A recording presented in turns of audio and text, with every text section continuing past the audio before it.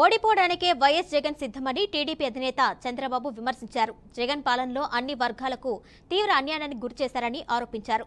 ఒక్క నీటి ప్రాజెక్టులన్నింటినీ నాశనం చేశారని మండిపడ్డారు. ఏం సాధించారని బస్సు యాత్ర చేస్తున్నారో చెప్పాలి అన్నారు.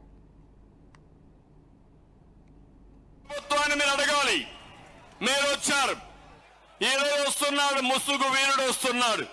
నిన్నటి వరకు పరదాలు చుట్టూ వేసుకొని వచ్చాడు కానీ ఇప్పుడు నేను కూడా వస్తా అన్నాడు. నేను అడుగుతున్నా, అతనికి స్వాగతం పలకాల్సింది ఖాళీగా ఉండే రోడ్లు, ఇండ్లు. ఏ ఒక్క వ్యక్తి అతన్ని గాని పలికితే, సహకరిస్తే రాయలసీమకు అన్యాయం చేసులవుతాం.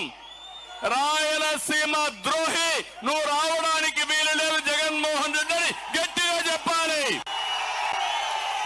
చెప్పడానికి సిద్ధంగా ఉన్నారా మీరు?